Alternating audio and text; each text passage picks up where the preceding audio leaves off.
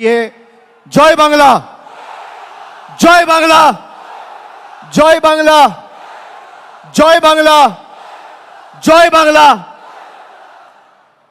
আজকের এই 21শে জুলাইয়ের ঐতিহাসিক দিনে কুচবিহার থেকে কাকদ্বীপ, বিভিন্ন জেলা, বিধানসভা, পঞ্চায়েত, শহর, ওয়ার্ড, পুরসভা সহ বাংলার প্রত্যন্ত প্রান্ত থেকে তৃণমূল কংগ্রেসের সর্বস্তরের কর্মী, সমর্থক, নির্বাচিত জনপ্রতিনিধি, সমর্থক, শুভানুদ্দায়ী যারা রোদ ঝড় জলকে উপেক্ষা করে আমাদের এই সমাবেশে সশরীরে উপস্থিত হয়েছেন, আমি সকলকে নতমস্তকে আমার কৃতজ্ঞতা, প্রণাম, অভিনন্দন এবং শ্রদ্ধা জানাচ্ছি।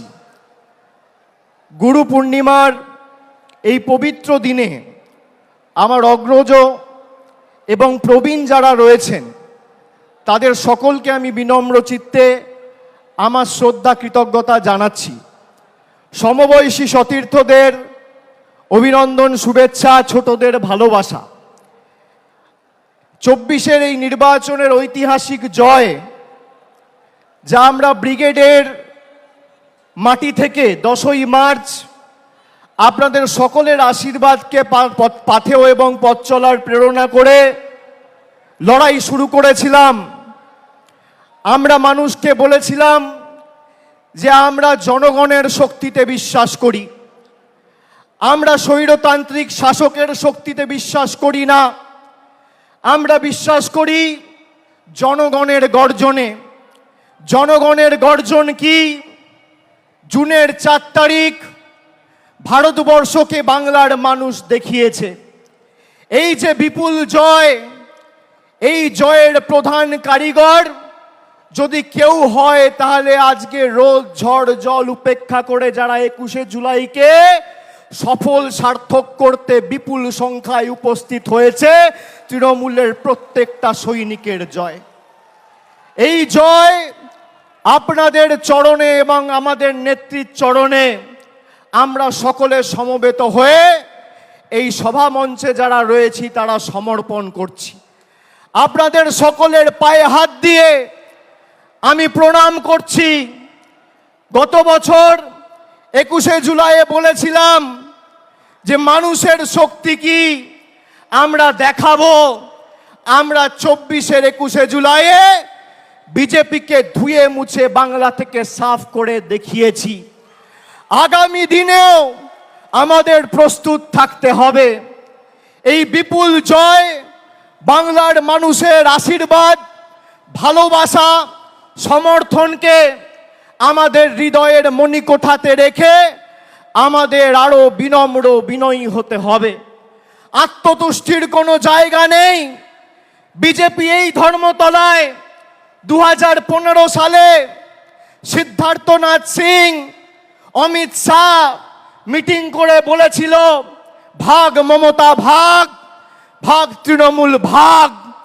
আজকে বিজেপি নামক রাজনৈতিক দলটাকে বাংলার প্রত্যেকটা প্রান্ত থেকে বাংলার মানুষ প্রত্যাখ্যান করে, ভাগিয়ে ঝেঁটিয়ে বিদায় করে ভারতবর্ষে প্রধানমন্ত্রী নরেন্দ্র মোদীকে উচিত শিক্ষা দিয়েছে। এবং এই জয়ের যারা মূল কারিগর, তৃণমূল কংগ্রেসের সমর্থকের সাথে সাথে সমস্ত দেশ জুড়ে, সমগ্র দেশ জুড়ে এক মমতা বন্দ্যোপাধ্যায়, 2 অখিলেশ যাদব। আগামী 10 মিনিটের মধ্যে তারা দুজনেই আমাদের সভা মঞ্চে সশরীরে উপস্থিত হবে। আমি আপনাদের বলছি, আমি খালি আপনাদের বলেছিলাম বুক চিতিয়ে লড়ুন, বাকিটা আমরা লড়াইয়ের ময়দানে বুঝে নেব।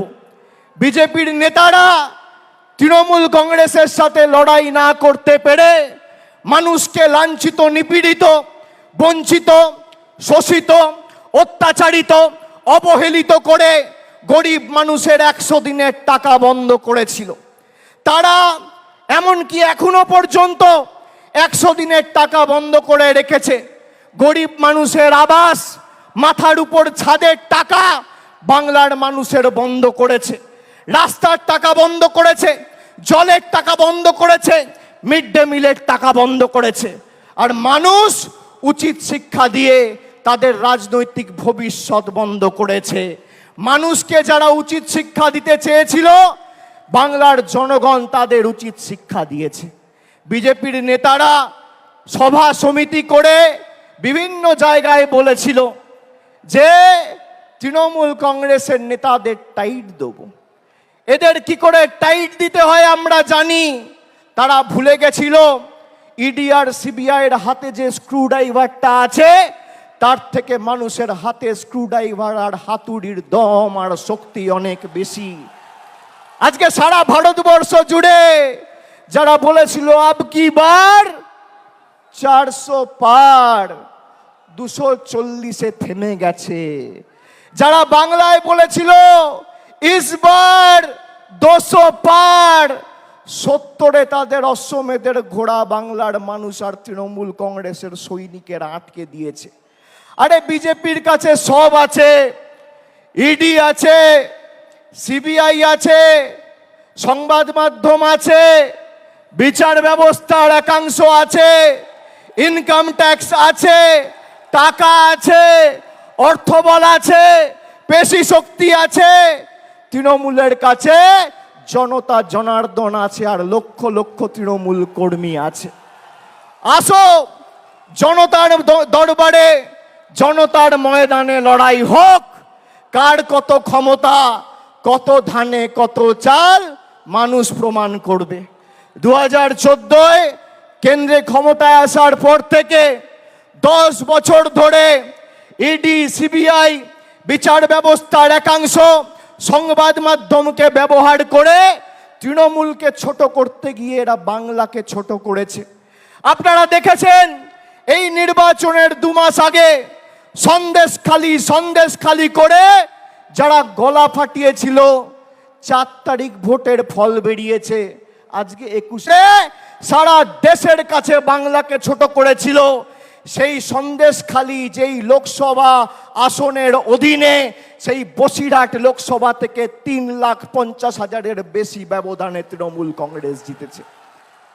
আমি ধন্যবাদ জানাই আপনাদের সাথে সাথে আমাকে যারা নির্বাচিত করেছে এই সভা থেকে।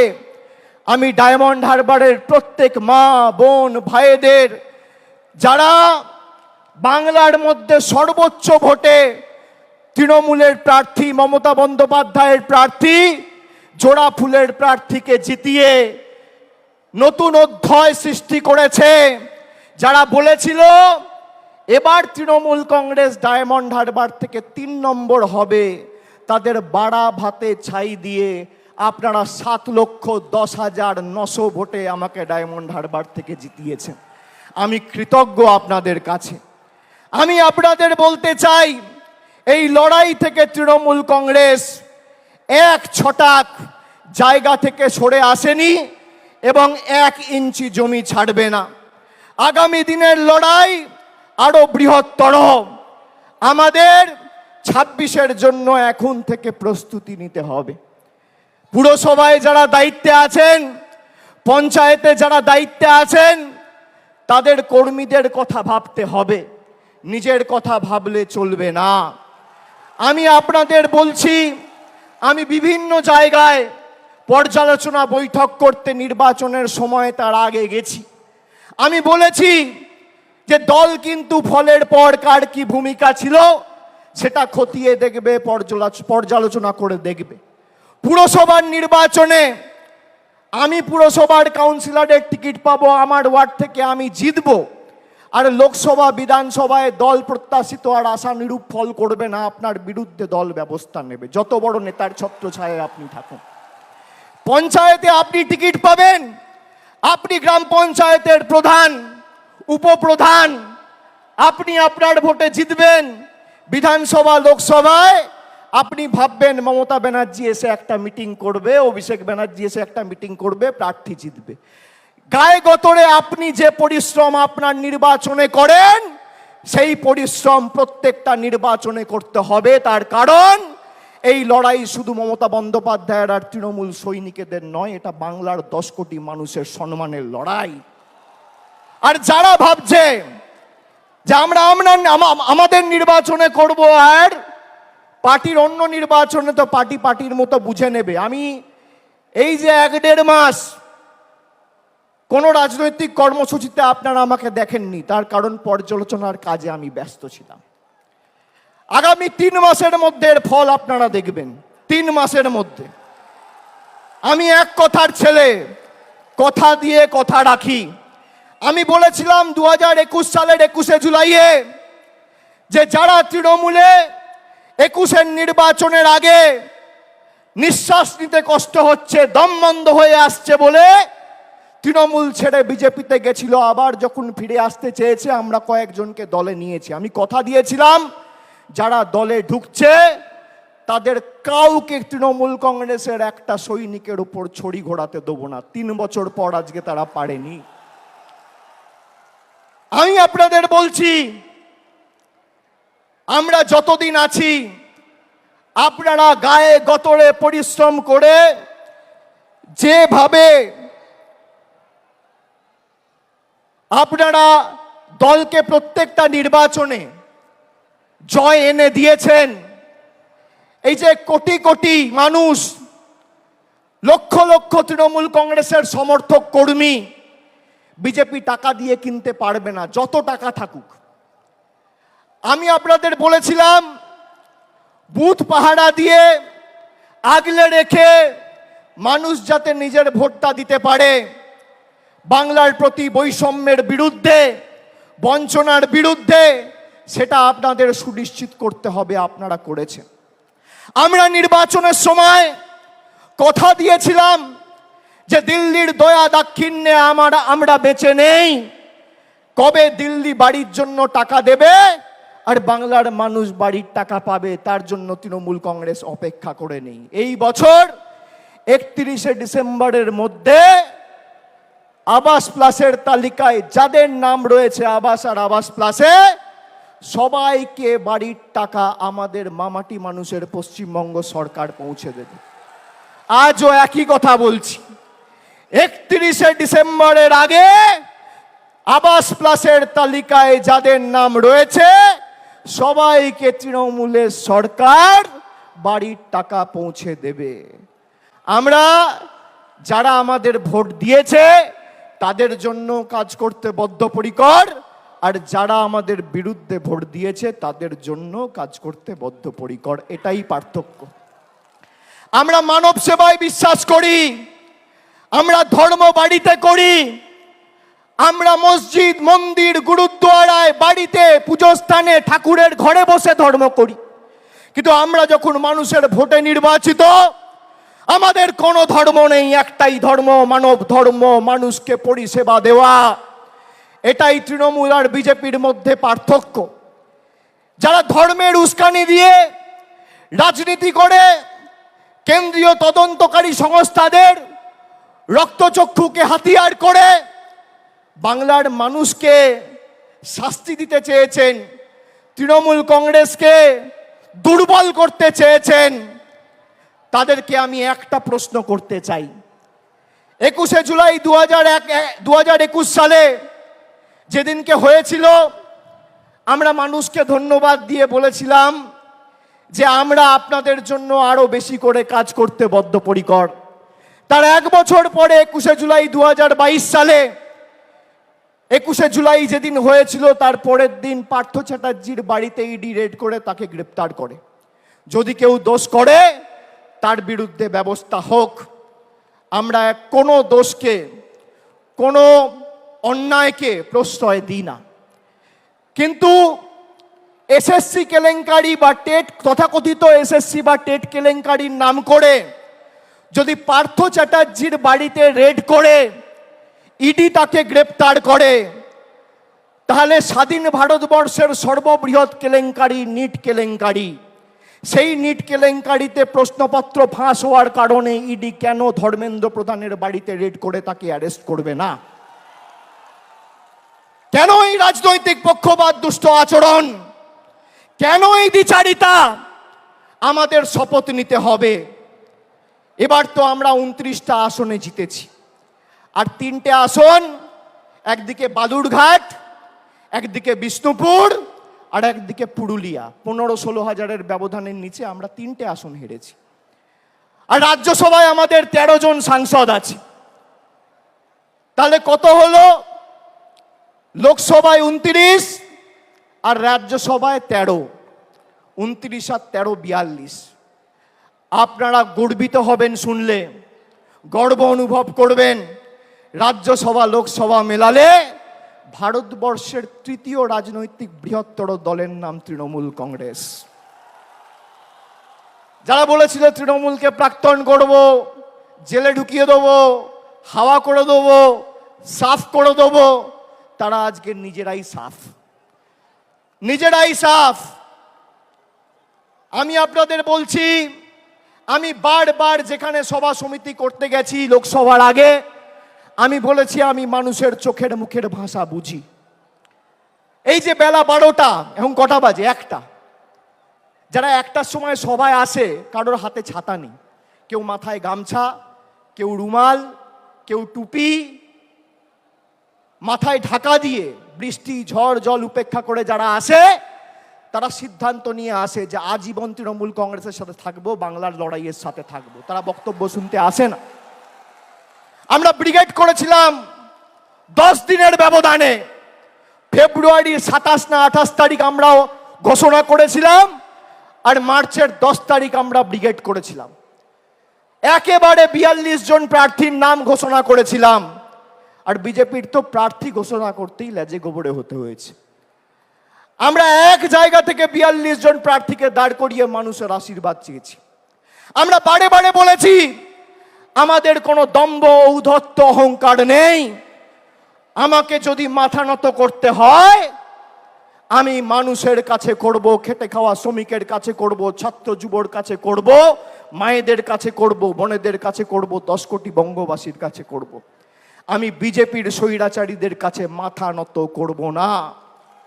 এত চেষ্টা করেছে আমাকে আমার বয়স্ক মা, বাবা, স্ত্রী, ছোট্ট পুত্র, কন্যা, সন্তান কাউকে ছাড়েনি হেনস্থা করতে। আমি বলেছি গলা কেটে দিলেও জয় বাংলা বলবো, গলা কেটে দিলেও তৃণমূল কংগ্রেস জিন্দাবাদ বলবো। আমরা অন্য ধাতুতে তৈরি। তৃণমূল কংগ্রেস বিশুদ্ধ লোহা। সেই লোহাকে যত পোড়াবে, যত তাতাবে, সেই লোহা তত বলিষ্ঠ, শক্তিশালী, তেজি হবে। প্রয়োজনে দেব মোরা 1 নদী রক্ত, হোক না পথের বাঁধা প্রস্তুর শক্ত। অবিরাম লড়াইয়ের চির সংঘর্ষে আজকে স্বৈরাচারীদের পাহাড় টলছে, জনতার সংগ্রাম চলছে। আমরা শপথ নিয়েছিলাম যারা বাংলাকে ভাতে মারার, পেটে মারার ষড়যন্ত্র করেছে, শরীরের শেষ রক্তবিন্দু পর্যন্ত তাদের উচিত শিক্ষা দিয়ে বাংলার মানুষের সমর্থনকে পাথেয় করে এই লড়াইয়ের শেষ দিকে ছাড়ব। আমরা কথা রাখতে পেরেছি। বাংলার মানুষের কাছে আমরা কৃতজ্ঞ, বাংলার মানুষের কাছে আমরা ঋণী। কিন্তু আগামীর লড়াই যদি আমরা ভেবে থাকি যে আগামীর লড়াইয়েও আমরা জিতব, তাহলে আত্মতুষ্টির কোনো জায়গা নেই। আমরা জিতব, কিন্তু এই জিত যেন 2016 থেকেও বড় হয়, 2021 থেকেও বড় হয়, 2024 থেকেও বড় হয়। এই আমাদের শপথ নিয়ে আজকে 21 জুলাইয়ের মঞ্চ থেকে ফিরতে হবে। আমাদের নেত্রী আসবেন, মমতা বন্দ্যোপাধ্যায় বক্তব্য রাখবেন, তার কথা আমরা শুনব, মননে গ্রহণ করব, বাস্তবে রূপায়ণ করব। কিন্তু শৃঙ্খলা পরায়ণ আমাদের হতে হবে। আমি মনে করি তৃণমূলের কর্মীরাই তৃণমূলের শক্তি। যারা নতুন তৃণমূলে এসছেন তাদেরকে তৃণমূলের সংগ্রাম, নেত্রীর লড়াই, 21 জুলাইয়ের ইতিহাস সম্পর্কে জানতে হবে। আর পুরনোরা যারা আছেন তাদেরকেও নতুনকে সাথে নিয়ে আগামী দিন দলকে আরো শক্তিশালী করার জন্য মাঠে নেমে লড়াই করতে হবে। সামঞ্জস্য রেখে করতে হবে। পুরনোদের অভিজ্ঞতা আর নতুনদের উৎসাহ উদ্দীপনা দুটোই তৃণমূলের একই বৃন্তে দুটো কুসুম।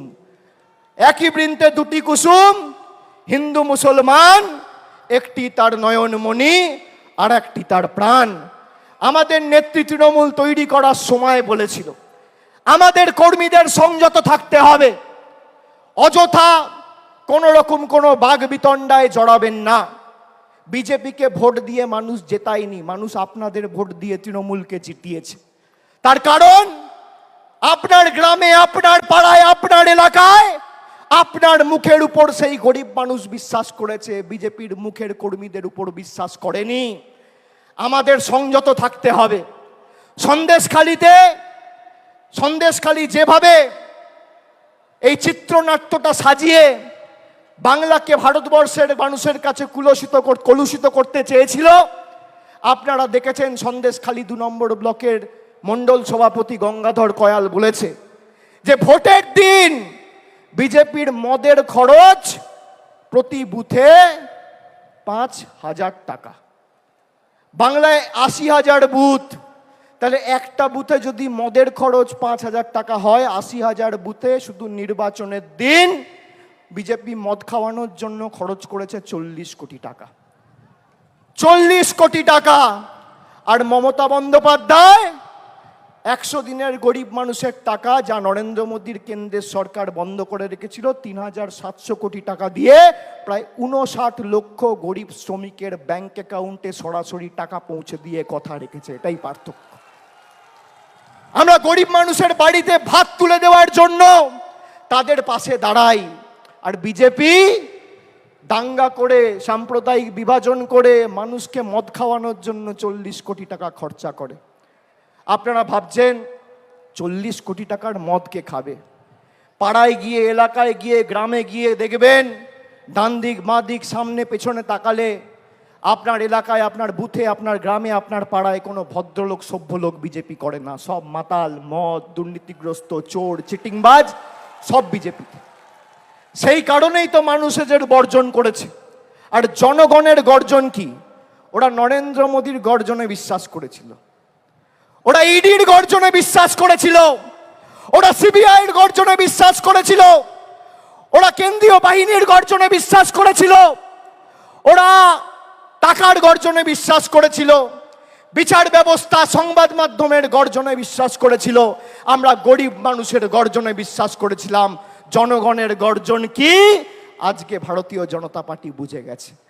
আর আমি আর একবার তৃণমূল কংগ্রেসের সর্বভারতীয় সাধারণ সম্পাদক হিসেবে আপনাদের কথা দিচ্ছি যে যারা এই নির্বাচনে পঞ্চায়েত বা কাউন্সিলর বা মিউনিসিপ্যালিটি চেয়ারম্যান, ভাইস চেয়ারম্যান থেকেও মানুষকে বোঝাতে অক্ষম হয়েছেন, বা তাদের নির্দিষ্ট এলাকা থেকে প্রত্যাশিত বা আশানুরূপ ফল হয়নি, একইভাবে আমরা টাউন সভাপতির বিরুদ্ধেও ব্যবস্থা নেব, মিউনিসিপ্যালিটি চেয়ারম্যানের বিরুদ্ধেও ব্যবস্থা নেব।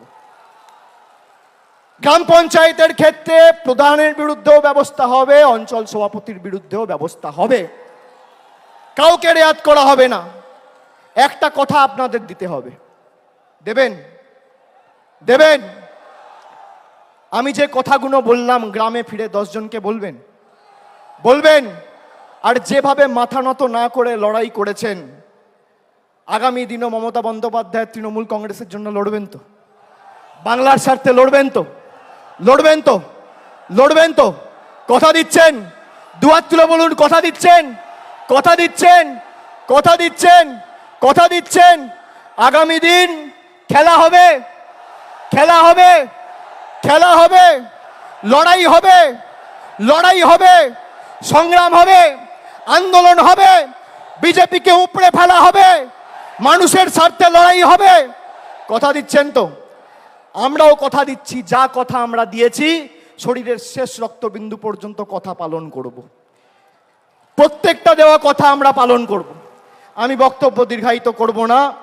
আমাদের নেত্রী বেরিয়ে পড়েছেন, 2-4 মিনিটের মধ্যেই আমাদের সভাস্থলে উপস্থিত হবেন। আমি সকলকে আরেকবার ধন্যবাদ, কৃতজ্ঞতা, নতমস্তকে প্রণাম, সালাম, অভিনন্দন, জোহার জানিয়ে আমার বক্তব্য শেষ করছি। জয় হিন্দ, বন্দে মাতরম, জয় বাংলা।